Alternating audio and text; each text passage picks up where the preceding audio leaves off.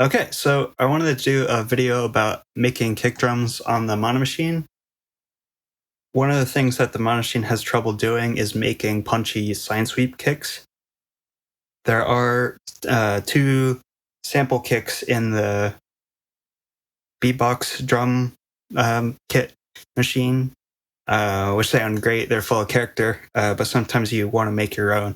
And yeah, Monomachine has kind of trouble doing that. So it's an FM machine, but there's no FM happening, so it's just a sine sweep.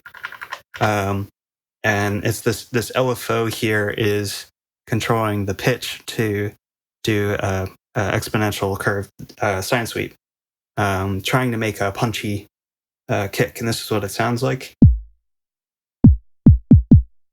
You can kind of hear that it's not really punchy; it's more pillowy, thumpy, but not really punchy. And it can work in some cases, but that's not really what I'm looking for.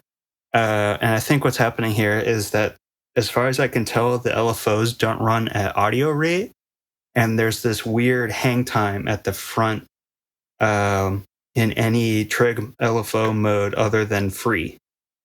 So you can kind of hear this if I exaggerate the depth amount on the modulation here. So you'll kind of hear like this weird blip of just a little sine resonance. And that doesn't really sound that great. So that's kind of one of the big struggles making these kind of kicks, is that the LFOs just aren't fast enough or running at a high enough sample rate, something like that. And the weird delay too. So I was messing around with the FM dynamic machines and realized that they go down to 0 hertz. The good thing about this is you can kind of use that the signal of the other operator to control the pitch of the main operator, I guess the main pitch overall, and it runs at audio rate. So that means you can get really fast, punchy sine sweeps, kind of like this, where there's a lot more punch in the front end. It's pretty dark, but that's kind of like how I like making my kicks. So if I bring this back down to actually just reload it. So that's that kick. And then this is the FM dynamic kick, and I'll switch between the two. So you can kind of hear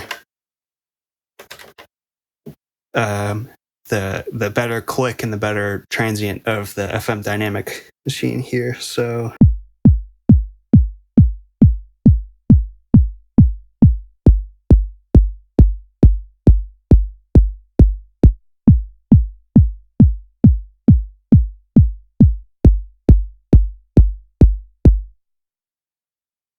yeah, this one will cut through much better than this one will in a full track.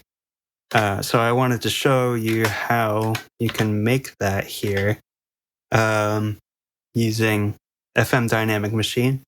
So let's see, if I go to just reset this kit here, or this machine rather. So this is the default settings here. You want to turn down the volume of this operator here, and then you want to turn the envelope to 64, so that's just a constant setting. It doesn't have any curve, and it's the highest amount. Put the feedback above halfway. It kind of depends, and you have to experiment to get the best value, the settings that you want.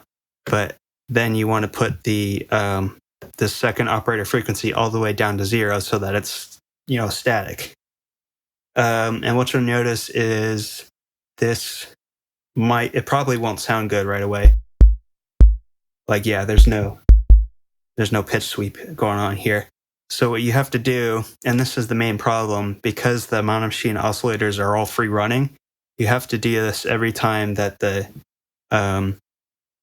the kit gets reloaded, or well, rather, if the FM dynamic machine is changed, unloaded, you can have like different kits, but using the same machine on the same track, and it'll keep the settings and sound fine. But as soon as you change that, you lose that, which is a pretty big drawback. So that's a thing to know.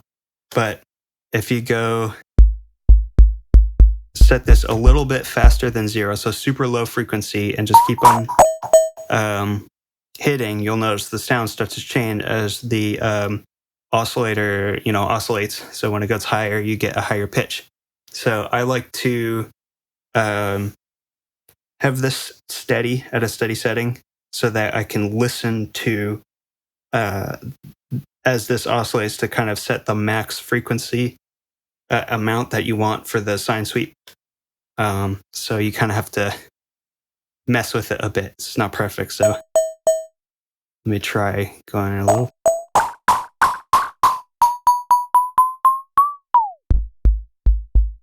Oh, missed it.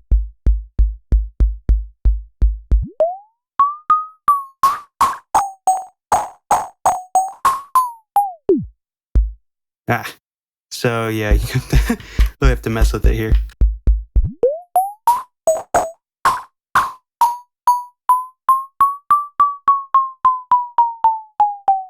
Getting closer.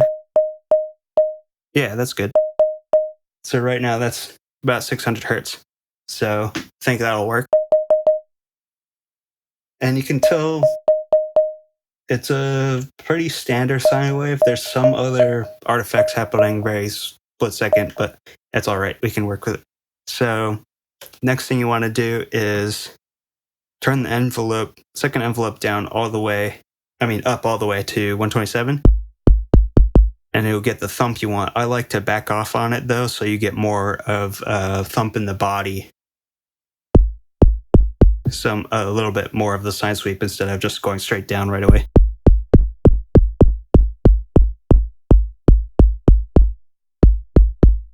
And experimenting with the feedback settings.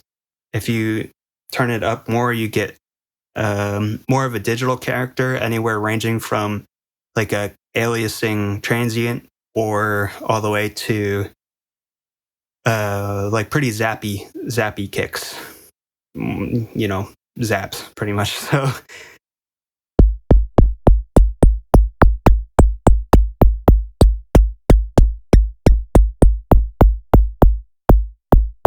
like that one's pretty nice. So yeah, it's pretty finicky. You have to mess with it, and the feedback is a bit unpredictable. So really trial and error. But if you record this and sample it, there's some pretty neat sounds you can get out of here, and then mess with more. So I have a kind of in context example here, just a little loop, so I'll do that.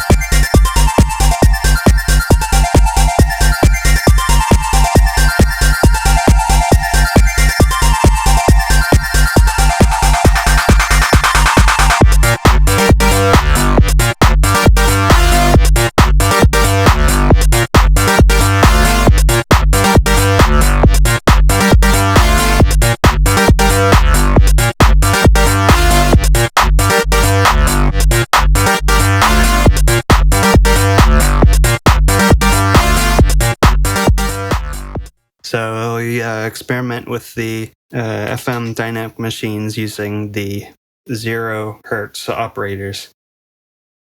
Make some cool kicks. That's pretty much it. Thanks.